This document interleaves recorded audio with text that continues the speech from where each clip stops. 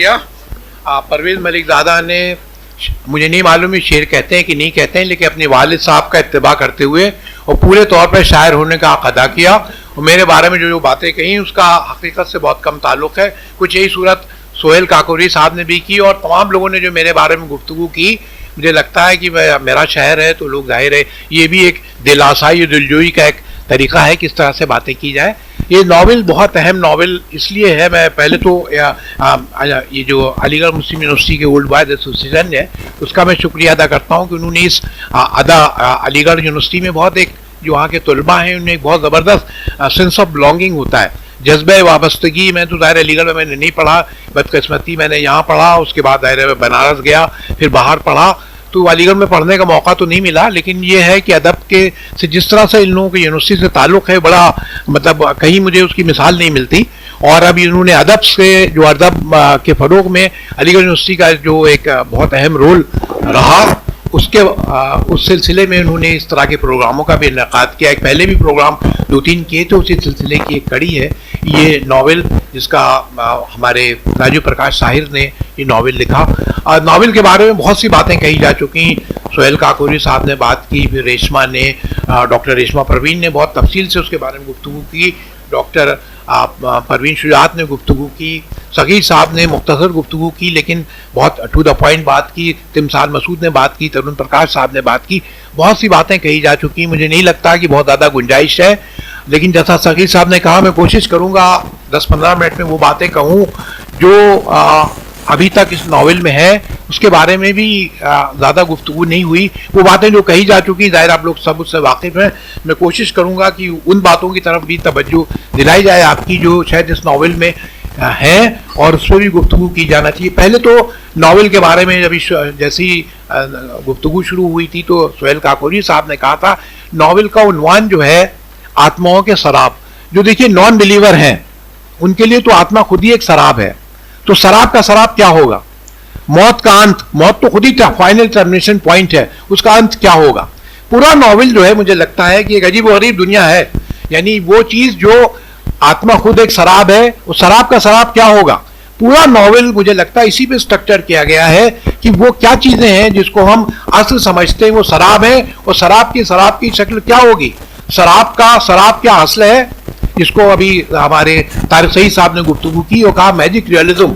नैयर मसूद साहब के हवाले से बात की गई। देखिए मैजिक रियलिज्म ये नहीं है कि उसमें कोई मैजिक का, मैंने जहाँ तक पढ़ा फ्रांस रो के हवाले से, वो ये कहता है कि साहब हकीकत की अक्कासी इस तरह की जाए कि बिल्कुल एक जिसको कहते हैं वाशगाफ अंदाज में चीज़ बयान की जाए। जब आप इस तरह के बिल्कुल वाशगाफ अंदाज में, बेमहावा अंदाज में गुफ्तगू करते हैं, हकीकत क्या बयान करते हैं, तो उसमें एक जादुई कैफियत पैदा हो जाती है जो आप जादुई हकीकत निगारी से उसको जोड़ा जाता है।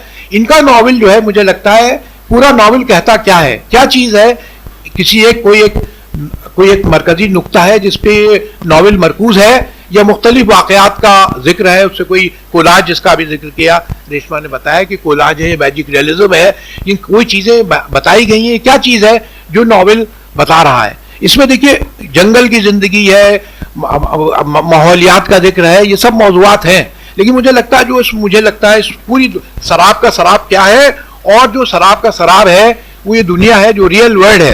ये दुनिया वो नहीं जो हम अपनी तख्लीक से या अपनी ज़बान के ज़रिए, हकीकत क्या है? हकीकत आसमान से नहीं उतरती, हकीकत वो है जो ज़बान के ज़रिए हम खल्क़ करते हैं। तो उसमें उन्होंने एक जुमला है शुरू में जिसका एक इक़्तिबास है जिसका उन्होंने जिक्र किया था सगीर साहब ने भी। मुझे लगता है पूरा नावल जिसमें जितने किरदार हैं, अभी किरदारों का जिक्र हो गया, मैं नावल का शायद खुलासा न बयान करूं या क्या क्या इसमें कहा गया उसके बारे में गुफ्तगू हो चुकी, लेकिन जितने किरदार हैं इसमें देयर आर मेनी कैरेक्टर्स। अब उसका बुनियादी मसला क्या है? वो ये कहते हैं इंसान जब कुदरत को हसीन बनाने का इख्तियार अपने हाथ में लेता है तो कितना जालिम हो जाता है। यानी ये देखिए जो असल दुनिया है, जब आप कुदरत खुद ही अपनी चीज़ें तय करती, इंसान जब वो अपने हाथ में लेता है तो कैसे वो जुल्म का शिकार हो जाता है, कैसे मजालिम करता है, कैसी नाइंसाफ़ी की दुनिया आपके सामने लाता है। पूरा नावल, चाहे वो अभय जोशी का किरदार हो, चाहे वो नकवी साहब का किरदार हो, चाहे वो सफ़ेदाबाद के डेरादार तवाइफों का जिक्र हो, या जब ये ठाकुरों का जिक्र हो, तांत्रिक का जिक्र हो, ये तमाम चीजें उसी में दिखाते हैं कि फितरत को, जिसको आप फितरत कहते हैं, जिसको आप हकीकत के तौर पे देखते हैं, उसमें इंसान का रोल क्या होगा। तो ये पूरा नॉवेल मुझे लगता है एक नए तरह का नॉवेल है जिसमें इन तमाम चीजों को दिखाने की कोशिश की। और मुझे जो चीज इस नॉवेल में लगी वो बिल्कुल एक इसका जो नरेशन है, शायराना जबान है, कहीं कहीं बहुत बहुत सलीस जबान है, कहीं कहीं शायराना जबान के साथ साथ स्पोकन वर्ड जो है, जो अवधी की चीजें हैं, अवधी जो जबान है उसका कैसे, यानी सलीस जबान है, बहुत लखनऊ की टकसाली जबान है, इसको बहुत लिखने वाले मिल जाएंगे, लेकिन उसको कैसे उन्होंने आमेज किया है, जो अवध के जो बोलचाल की जबान है, स्पोकन वर्ड है, जिसमें गुफ्तगू की जबान है, उसको उन्होंने बहुत अच्छी तरह से इस्तेमाल किया है। इसमें देखिए किरदारों का जिक्र, कौन कौन किरदार है इसमें, एक आप बर्ड साहिबी लोगों ने जिन्होंने पर्चा पढ़ा उसने आपको दे दिया, लेकिन मुझे लगता है इसमें 2-3 बातें और हैं। इसमें एक जैसे जिक्र है एक हाथी का, एक हाथी जो बिगड़ जाता है और कैसे वो फसाद पैदा करता है, और फिर उसमें एक फसाद की सूरत होती है, और जो जोशी साहब, जो नकवी साहब हैं, उनको आना पड़ता है, उनके यहाँ विलादत होने वाली होती है लेकिन वो जाते नहीं है। तो हाथी के बारे में एक डिस्कोर्स, उर्दू में मुझे नहीं लगता कि हाथी के बारे में क्या क्या उससे हाथी से वाबस्ता कैफियत है। हाथी को अंग्रेजी में कहते हैं एलिफेंटाइन मेमोरी, एक ऐसी मेमोरी जो कभी इरेज नहीं होती। हाथी जो है, इंदिरा हुसैन ने बहुत दिलचस्प बात लिखी हाथी के बारे में कि कहा जाता है दुनिया में 2 लोग ऐसे हैं जिनको अपने तमाम पुनर्जन्म याद है, एक हाथी और दूसरे महात्मा बुद्ध।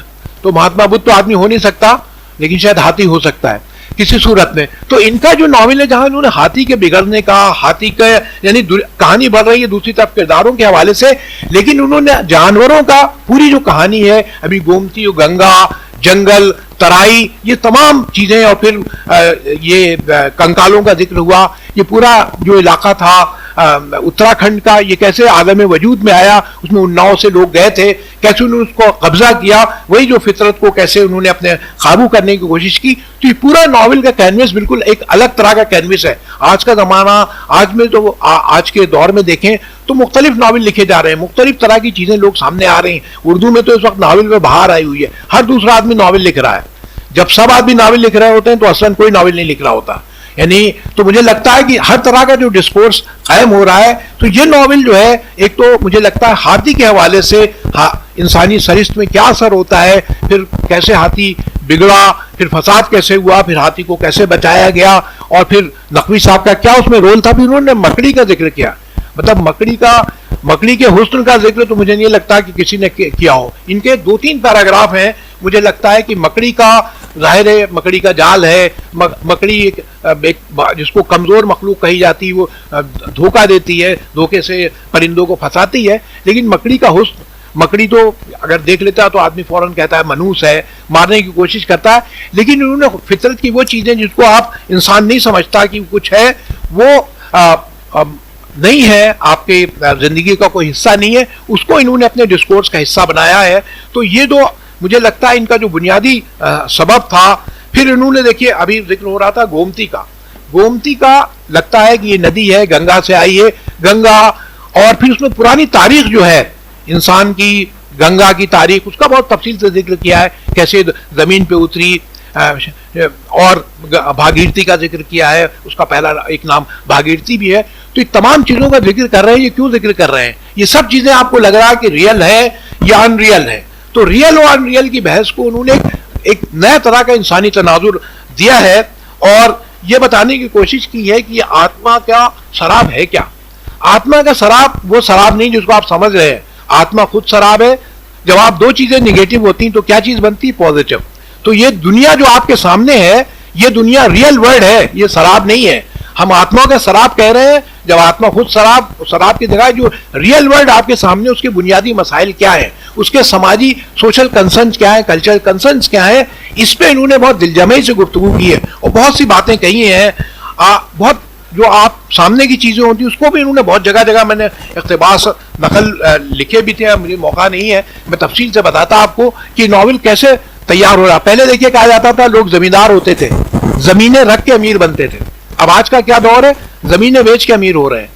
तो देखिए दुनिया कैसे बदल गई। यानी ये जो हमने फितरत को ज्यादा हसीन बनाने के लिए क्या किया कि जमीनें बेच रहे हैं। पहले कहता है जमीन रख के अमीर होते थे, जमींदार क्यों अमीर होते थे, कितने एकड़ जमीन है आपके पास। अब आप देखिए नोएडा में देखिए, गोमती नगर में देखिए, उजरियाओं को देखिए, उसमें कैसे लोग अमीर हुए। तो जमीन बेच के अमीर होने का जो कॉन्सेप्ट है ये बिल्कुल नया कॉन्सेप्ट है। इन्होंने इसको, इस तरह के बहुत से वाकयात हैं इनके नॉवेल में जो उन्होंने जगह जगह बयान किए गए हैं। फिर उन्होंने जो गांव की जिंदगी है, शहर की जिंदगी है, इसको तो बहुत लोग जिक्र करते हैं, लेकिन मुझे लगता है कि माहौलियात के जो मसले हैं, जंगल को बहाल करने की जो मुहिम है, फिर आखिर का जहां वो कोलाज बनता है जिसका उन्होंने जिक्र किया है कि आखिर ये पूरा नॉवेल बहुत अच्छी जबान में लिखा गया है। आखिर में आते आते वो नॉवेल जो है आपको इंट्रोस्पेक्शन में, सन्नाटे में, आपको बहुत से इनके अल्फाज आपको लगता है बहुत पुरशोर नस्र है, बहुत ही ऐसी नस्र है कि जो आपको जस्ट कैरी यू अवे, बहुत सी मुरस्सा जबान है। लेकिन मुरस्सा जबान के जरिए आप कैसे सन्नाटा कायम करते हैं। यानी अल्फाज तो जाहिर है आप सन्नाटे को तोड़ते हैं, लेकिन अल्फाज के जरिए सन्नाटा कैसे कायम किया जाता है आपके वजूद में, और वजूद जो है वो कैसे इंसानी वजूद के जो सन्नाटे हैं उसको कैसे ये कायम करते हैं। तो इनका पूरा नॉवेल मुझे लगता है कि एक नई तरह की दुनिया, कहना बहुत आसान होता है कि सब नए तरह का नॉवेल है, लेकिन नए तरह का नॉवेल क्यों है? नए तरह का नॉवेल इसलिए है कि जंगल की बहाली का मुहिम, या गोमती जो मर रही है, या गोमती है, गोमती का इल्तिबास है। हमारे वारिस अलवी साहब थे, उनके वारिस किरमानी साहब, उनकी वो छपी थी आप बीती, उसने लिखा था घूमती नदी। गोमती को घूमती नदी कहा तो मैंने उनसे पूछा, कोई नहीं तो घूमती हुई जाती तो हर नदी घूमती है, कोई ऐसी नदी नहीं जो सिराते मुस्तकीम में सफर करे। तो गोमती का ये मसला नहीं है। इमेजिन जो आपके सामने एक चीज लखनऊ के बारे में आपको लिखना है तो आप जाइए, जो लैंडमार्क है यहाँ पे अमीनाबाद है और आसफी मामबाड़ा है, ये सब जाइए, अगर आप वही सब लिख देंगे, गोमती मर रही है, सब लोग देख रहे हैं, तो ऑक्सीजन खत्म हो गई है। तो ये नॉवेल, ये रिपोर्टिंग हुई जो सब्जेक्ट मैं पढ़ाता हूँ, लेकिन नॉवेल जो अफसाना निगार है, ये नॉवेल निगार है, उसमें कुछ चीजें अलग तरह से देखता है। कोई इंसानी सरिश्त में क्या तब्दीली आ रही है, गोमती का मिलन जो गंगा से हो रहा है, फिर उनके जो कैरेक्टर्स आप देखिए, गोबा, फिर जोशी, अब वो सब लोग जो है जंगल एक बहुत पुरस्कार इंसानी वजूद का तजुर्बा है, जिसमें अपने को जो जंगल में गायब हो रहे हैं दोनों लोग, नकवी साहब भी गायब हुए और अभय जोशी भी, वो अपनी तलाश में है। ये जंगल को कॉन्कर करने नहीं जा रहे हैं, बल्कि अपनी तलाश में निकले हैं, अपने को मुसख्खर करने को, खुद को देखने के लिए। फिर वो एक बाहरी वसीला जो है वो जंगल है। तो वो उन्होंने इस पूरे नॉवेल को एक नए तरह का, बहुत से उसमें किरदार हैं, 2-3 सरदार किरदार हैं, फिर इंटरकास्ट मैरिज है चंदन और रफत की, फिर शुरू में और प्रोस्टिट्यूशन के जो मसाइल होते हैं, ये सब चीजें उन्होंने जगह जगह रखी हैं। लेकिन इसकी बुनियाद पर ये नॉवेल जो है एक कौन सा डिस्कोर्स है कि जो आपका जो रियल वर्ल्ड है उसके जो मसाइल हैं ये हल नहीं बताते कि क्या करें। जो कच्चे लिखने वाले होते हैं फौरन बताते हैं कि ये कर दीजिए तो ऐसा हो जाएगा। ये आपको जो दुनिया दिख रही है वो तो दिख ही रही है, आप देख रहे हैं। नॉवेल वो नहीं बताता आपको जो दुनिया आपके सामने है, बल्कि आइडियल वर्ल्ड हो क्या, दुनिया कैसे होगी, या कैसे आपके सामने सफर करेगी, और कैसे आइडियल वर्ल्ड होना चाहिए। जो हो रहा है वो आप देख रहे हैं। नॉवेल निगार हकीकत को ऐसे नहीं बयान करता, जो दिख रहा है वो तो आप देख ही रहे। नॉवेल निगार कैसे हकीकत को परसीव कर रहा है, उसका हकीकत से रब्त क्या है।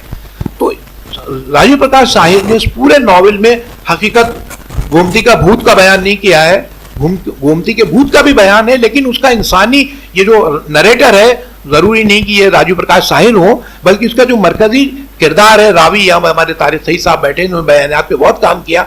तो रावी जो है, जो कहानी बयान कर रहा है, वो जरूरी नहीं कि राजीव प्रकाश साहिल हो, कोई दूसरा भी रावी हो सकता है। उसका उससे रब्त क्या है, हकीकत से रब्त क्या है, उसको ये नॉवेल बहुत अच्छी तरह बयान करता है। हकीकत निगारी की जो हमारी पुरानी रवायत है उससे खुशगवार नुक्ते इनहराफ की खबर देता है।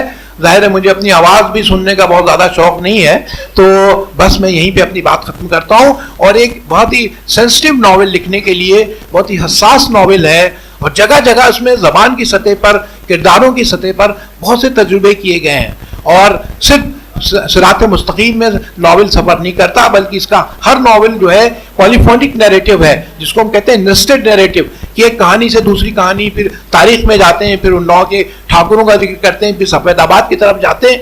लेकिन एक मरकजी हकीकत है, वो मरकजी जो नुक्ता है कि इंसान फितरत को कैसे बर्बाद कर रहा है। मुझे पढ़ के एक अभी जिसका इंतकाल हुआ अर्टिलियो लोआस का नावल छपा था, उसने कहा था, इनकी नावल पढ़ के मुझे लगता है कि ये एक ऐसी दुनिया का नक्शा दिखा रहे हैं, एक ऐसी दुनिया है, किसी एक ऐसे आदमी का ख्वाब है जो अब ख्वाब नहीं देखता, अब वो ही just cease to dream what word is. तो ये जो दुनिया है ये किसी का ख्वाब थी, लेकिन अब वो ऐसा आदमी है, अब वो ख्वाब नहीं देख रहा है, कोई नए नक्शे नहीं बना रहा है। वो ये नावल उसकी पूरी तफसील आपके सामने पेश करता है। बहुत बहुत शुक्रिया।